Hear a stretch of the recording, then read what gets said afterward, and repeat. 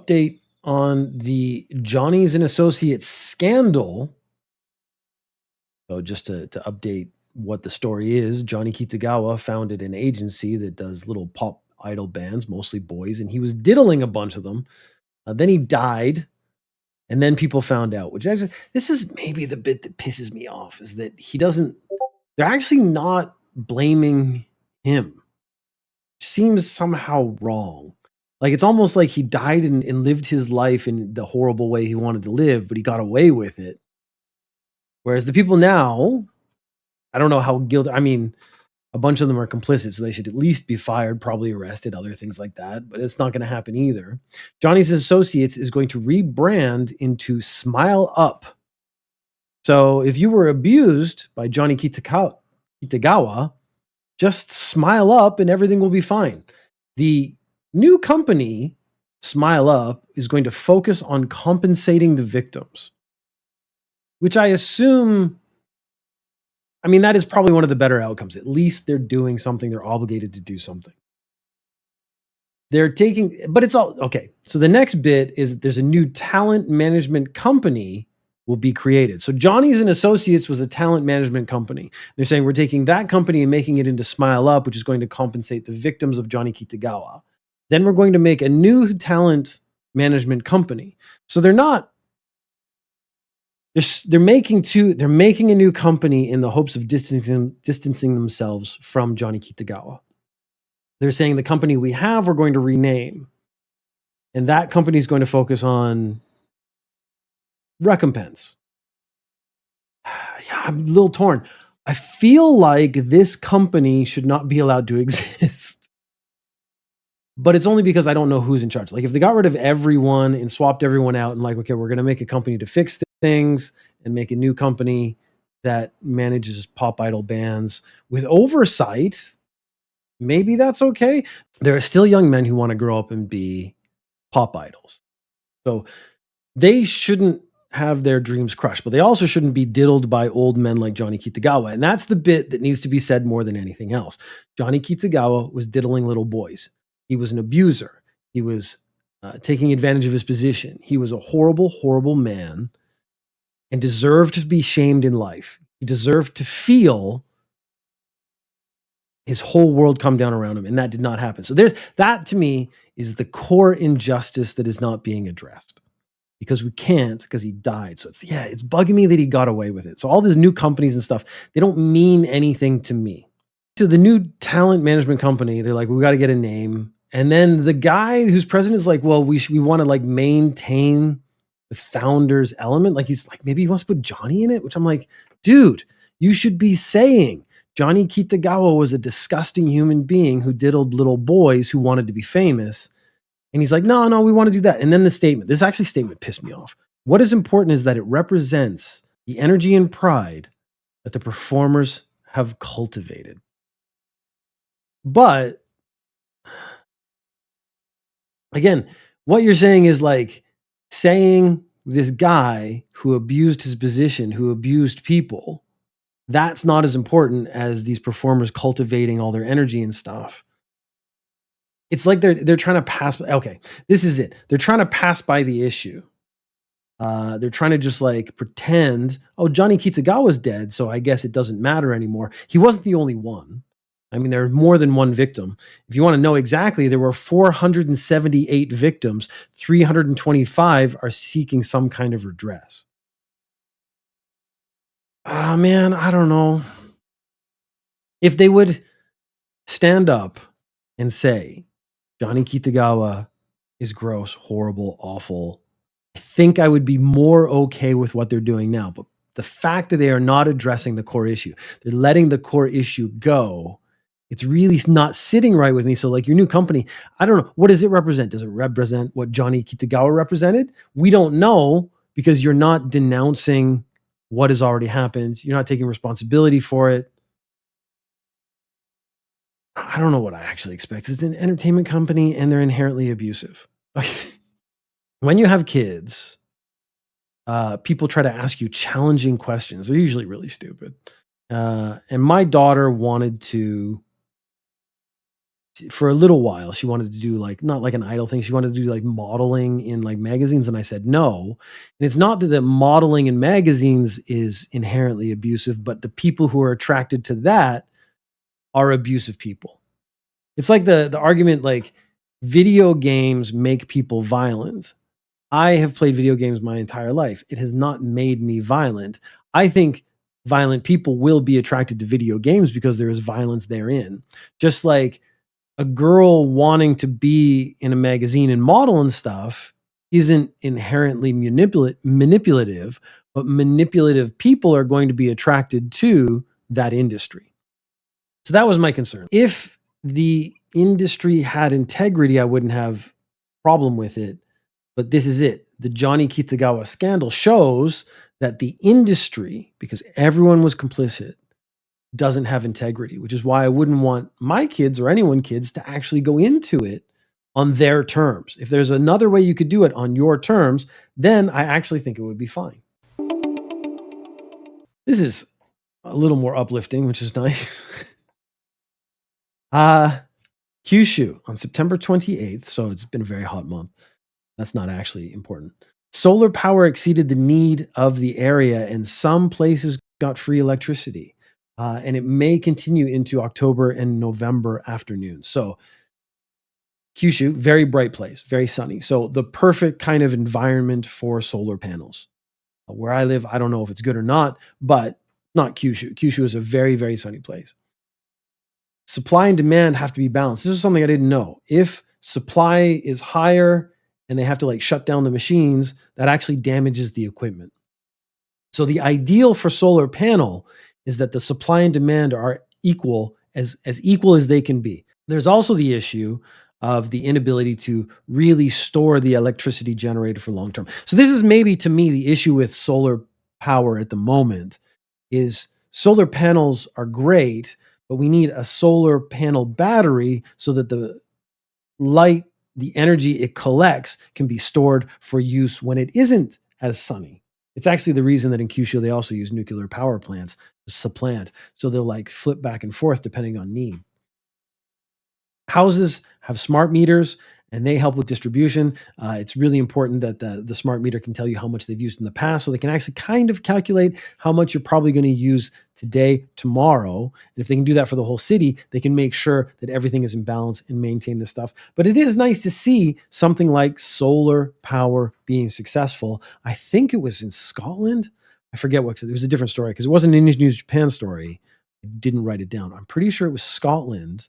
One of their wind farms created an excess of electricity as well. So these green power solutions, as they improve over time, are becoming more efficient, are becoming more, I mean, they're fulfilling the needs and they're not doing it by destroying the environment as much. Again, there's always some to create all the facilities, the wind. I've been in the past very serious about the difference between a windmill and it was solar and in a wind power turbine. There you go. My words were gone. In a wind turbine.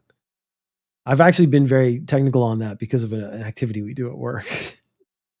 And suddenly wind turbine was gone from my head. So I guess I can't be as judgmental in the future, but I'm going to be because that's my job. Um, it's nice to see these technologies moving forward, supplying enough energy for areas. And that plus other energy sources going to be amazing. Hopefully it will fix some of the problems. Japan just had the hottest September on record. It was up an average of 2.6 degrees. And that, I know people are like still trying to argue climate change. I guess the argument has changed. It used to be climate change isn't real. Now they're saying, well, the climate changes all the time and there's nothing we can do about it. And there absolutely is something we can do about it. Nagoya City in Japan. So we talked about this before. They've tried to encourage people not to walk up and down escalators while they're in motion because they're worried about people falling down. They get off balance or stuff. So what they want is you to stand on it, hold onto the rail, go up to the top. Everyone's happy. Nagoya has begun a citywide ordinance making you are not allowed to walk on the escalator. They have done a very Japanese thing. So they've made a rule, but if you break the rule, there is no punishment. So if you come to Nagoya and you walk up the escalator, maybe an official will come to you and go, "No, no, no, don't do that." Maybe someone will look at you in a dirty way, but you won't actually be penalized. Maybe a cop would talk to you and say, "Do you know it's a rule that you can't do that?" And you just say no, and they'll be like, "Well, it is, so don't do it again." It is the first city in Japan to make it an actual ordinance. They do have many rules in Japan that come with no punishment, which makes it very hard in my mind to enforce the rule. It's not like I think it should have a heavy punishment or anything like that, but if you have no punishment, then people are not going to really respect the rule. The Japan government is seeking to dissolve the Unification Church in Japan. This is primarily because of a probe into donations that ruined families. They had a story about trading kids and other questionable practices. But the trading kids one is actually very hard to prove because the parents who raise the kid are going to just say, "That's my kid." And you can't force DNA tests in a free society. I was about to say unfortunately, but I guess it's fortunate. I don't know what I want. I live in this weird in between world where when you know it's bad and they're doing bad things, I want you to go and be able to prove it, but then also I want them to follow the rule of law and not break the law. So I guess if I had to have the debate and the argument, I would actually fall on the side of the law, prove the things you can actually prove. We should not be like civil rights and stuff. I don't know. Jeez. Anyways, this all stems from former Prime Minister Abe being shot. And the guy who shot him was angry about the Unification Church. His mother had given massive donations to the church and ruined his family financially. He didn't actually intend to attack the prime minister. He thought there was going to be a Unification Church leader at the speech where the prime minister was, and there wasn't one. So he decided, well, here's my opportunity. He does it. So this is the scary part. This is actually the scary part. It actually started a probe into the church. His story came out, and then people started looking at the church and looking at this. And then people started coming forward and saying, yes, the church does abuse donations. They do pressure you. They do all these things. They do manipulate people into taking all their money. They do ruin families. And now the government's acting on it. So, in a weird way, and I actually feel like you shouldn't say this out loud, he was successful because he got the government to look at the church, and now the government is looking at the church and they're talking about dissolving the church. What this means is that the church is dissolved. It means it will lose its tax benefits. So it just becomes a corporation, but it has to pay taxes. And for a religion, the free money, the non taxable money, is how they survive. It's why these churches are so focused on money because they can get as much as they can. They can hoard as much as they can, and they can create programs and whatnot to actually expand their church and get more money. So that's what it's all about. Don't let people tell you otherwise. Historically speaking, the reason the Japanese government can dissolve a religious group is it has clearly been found to do harm to public welfare substantially. So you could do a little public harm and you wouldn't get in trouble, but if you do a lot of public harm, substantial public harm, they can dissolve you. You lose your tax benefits. Historically speaking, only two cults have been dissolved so far. The most famous one was the Aum cult, AUM. Back in 1995, they did the sarin gas attack. It was a doomsday cult. So they released this gas onto a subway and it killed a bunch of people and made a bunch of other people really sick. I read a book on it. It's pretty horrible. The people who survived, so the sarin gas, the problem is they suffer from essentially like pain and headaches and stuff all the time. And initially, everyone was very sympathetic. This was maybe the weirdest part of the book for me. Everyone was very sympathetic at first. But then 2 years later, when you're like, I have a headache because of the sarin gas attack that happened 2 years ago, people have lost their sympathy. They're like, well, that was 2 years ago. You must be over it by now. But it is a chronic result of inhaling the sarin gas. Nothing you can do about it. And then, like, so these people are like, my life in a weird way has been ruined because there's no physical, you can't look at me and say, yes, he was attacked, something happened. I can feel internal pain from now until the day I die. And that is terrifying to me. And then the people around you, they were sympathetic at first. Oh my God, you were part of this horrible thing. And then a couple years later, like, could you just shut up? It aches. And I understand both sides. That is an absolute nightmare.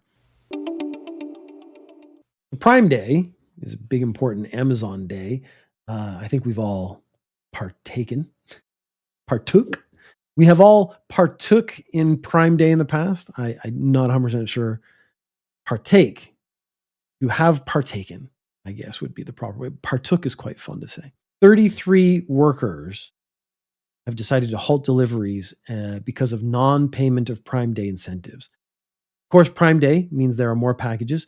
Usually in this area, they average about 90 packages a day back in 2021. It kind of went up during the pandemic because people were ordering more stuff online.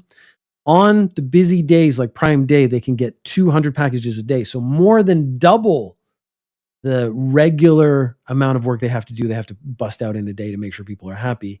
They were supposed to get benefits, so incentives to work this day, and then there was non-payment uh, from this is a subcontractor. So I you can't blame Amazon directly, but also, I mean, because Amazon's been in the news because their people want to strike and their people want to unionize, and it's a big problem. Clearly, things connected to Amazon. This is what I'm noticing. So the Johnny Kitagawa story from the beginning and this story, it's these big companies and just the tendrils that go out. They infect other companies. And these other companies, like, oh, well, I'll take the incentive for Amazon. I won't pay the subcontractor workers. They'll just get their regular pay and I get to keep that extra. There's a complicit nature in these other companies to profit and benefit, and they don't want to take care of workers. We live in a shit world. I've done a couple of CMcBs on capitalism, and I'm not anti-capitalism, but I don't think the capitalism we live in right now is real capitalism because real capitalism needs to be controlled. And that's actually the problem. It's not because people talk about free capitalism, but free capitalism leads to monopolies, and these monopolies, the FEC, I don't know, oh, Federal Trade Commission, FTC in America, they're actually accusing Amazon of being a monopoly on the online space now because there's no company that come up and take its place. So they might break them up or talk about breaking them up. And that is the natural state. Companies they try to gain as much power and push other companies out and create a monopoly. But that's when it's not capitalism anymore because there is no competition. Capitalism, the fundamental aspect of it is competition. So the government actually needs to step in and regulate essentially how big these companies can get, but they're not doing that because of our capitalist society and whatnot. And then these companies are now paying the politicians. You know the deal. I don't know if I really have to explain this again, but I think what we're living in at the moment is not real capitalism, and that's maybe the issue because real capitalism, I guess there's no real thing. So like true communism, true capitalism, those things don't really happen. We always get some bastardization of it, but you can't have true capitalism without a significant amount of regulation, which seems antithetical, but it's necessary to make sure that you don't get monopolies. Oh, we're getting into creepy news, which is super fun for everybody. Japan users have begun reporting that their Google Drive accounts are getting banned for storing erotic anime and adult content. I didn't even think about it. Like I have a Google Gmail account. You can send a message to chunkmcbeefchest at gmail.com. It will come to me. It comes with a Google Drive. So you get like whatever the 2, 3, 15 gigs. I forget how many gigs it is. It's just free. So of course you're going to use it. And if you want to like, oh, I don't want to keep this dirty stuff, that's essentially illegal. Because you got to remember, like uncensored stuff is illegal in Japan. Uh, the erotic anime probably is uncensored, and so that's illegal in Japan. So I don't want to keep that on my computer. So I'll keep it in my Google Drive where no one can look at it. But Google probably has spiders and bots and things searching through it.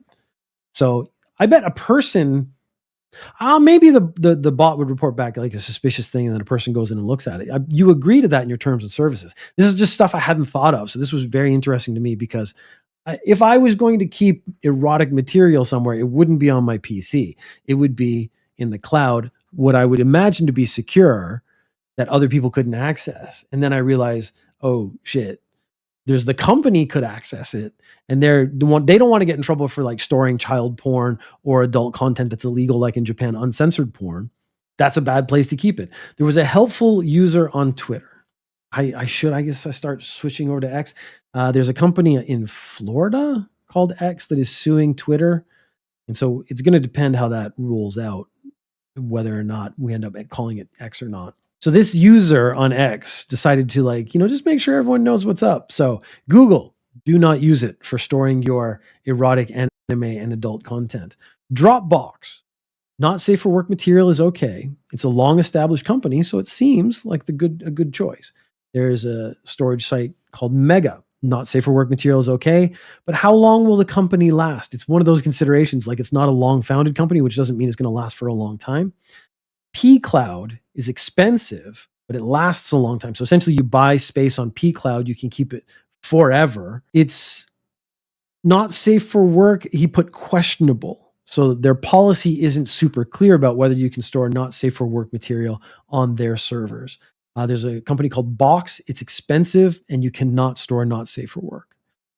So this was interesting. This guy actually did the work. He's like, oh, well, I'm going to find all the services where you could store stuff on the cloud, and then can you store erotic anime there?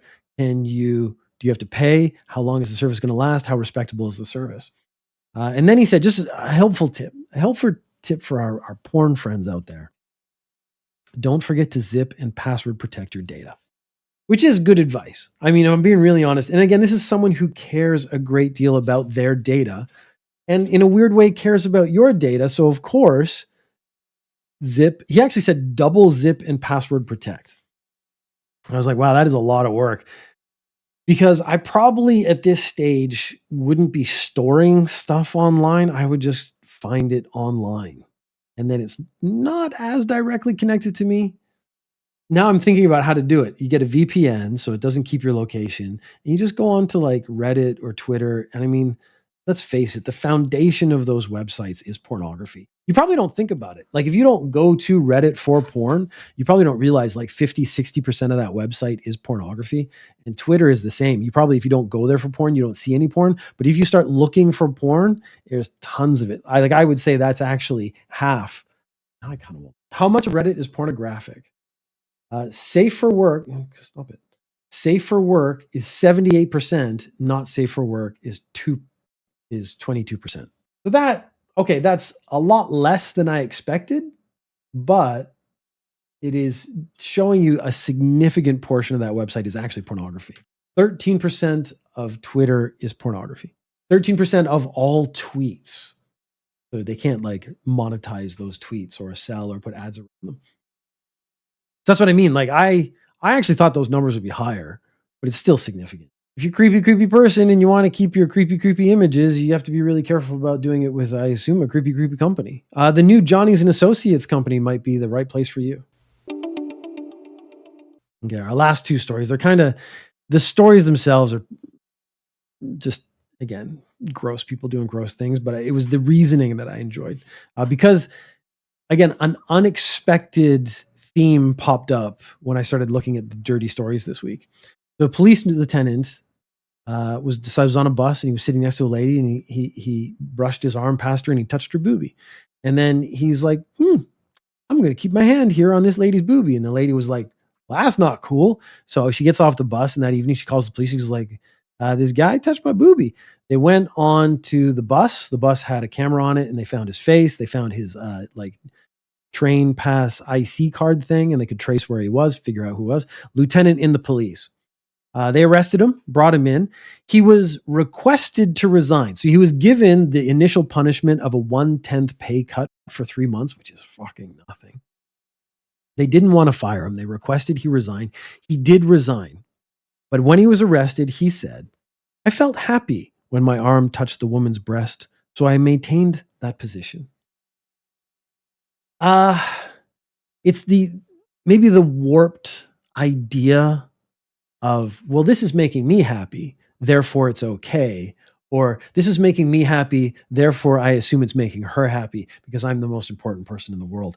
There's something I want to drill down into the minutia of that mentality of this makes me happy, therefore it's acceptable, or this makes me happy, therefore it's not a bad thing, or this makes me happy, I like it, therefore they should be okay with it even if they don't like it, something like that. I'm a little torn on what I would like a little more explanation, but I found that to be the weakest excuse or reason for doing something because, yeah, there's lots of things that would make me feel good, make me happy, but if it doesn't make the other person happy, that's why it's illegal. You think a police lieutenant may understand that.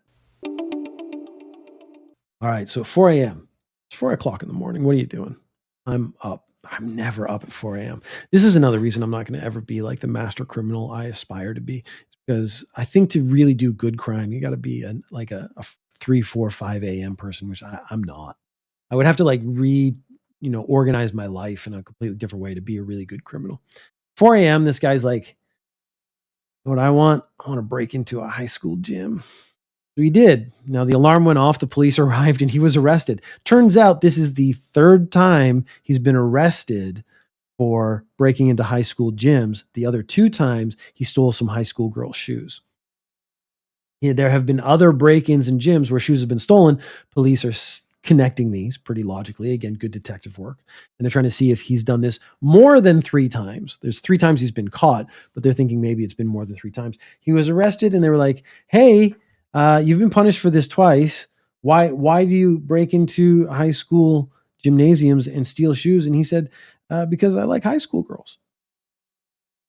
And honestly, I can't really argue with his logic. Have you covered this guy before? Have you covered this guy before? It is very possible. Is this the school desk guy? No, the school desk guy is different. This guy, so the school desk guy, what he wanted to do was recreate a high school classroom in his home. And then he didn't just buy stuff online. He wanted authentic high school stuff. Okay, now we all know this is creepy stuff. This is creepy dudes being creepy. I thought the thing that the high school recreation in his home, which is like serial killer level psycho stuff. He's in there alone. So he's not doing something in the classroom. So to me, the terrifying part of the guy who wanted to steal the desk, get them into his room to create a high school room, is that he then would have needed a next step to finalize whatever his fantasy in his mind was, which is terrifying. This guy stealing shoes exclusively. So I'm going to assume that he's taking them home and satisfying himself with, again, I'm going to go ahead and assume the smell of the shoe is kind of what he's into. Maybe the touch or the feel. I don't know. I don't want to get into it. Ignaz put into the chat, washing them. He just goes in, washes the shoe, breaks into the gym again and puts them back. Awesome. That is a criminal I can get behind. Someone who comes in and just cleans up for you and then gets away. His statement. So we have the police lieutenant before who said, basically, I was touching her boob and I liked touching her boob. Therefore, it's okay. This guy's like, I like high school girls. Why wouldn't I break into a gymnasium and steal their shit? Which is, there's sort of a mental bit to this that I think needs to be dealt with. But the fact that the first guy is a police lieutenant made that a little more shocking, that he didn't understand sort of the why of the law. It's not really about how he feels, it's about how the other people feel. But then I could see, like, you see this excuse. It's when these excuses come up in tandem that this guy who you just go straight up, he's stealing shoes, he's a psycho. He's using the exact same reasoning as this police lieutenant. I want a conclusion. It's like I want to wrap up like a sitcom and have like a lesson we've learned at the end. Maybe that's it. Maybe I have to organize it that way. So we have to learn a lesson. And the lesson we learn from these two creepy guys is, because I like it or I want it, that's not enough to make it okay. Some kind of like little chime to help you know you realized you've learned a lesson. Or maybe the audience goes, oh, we've all learned a lesson together.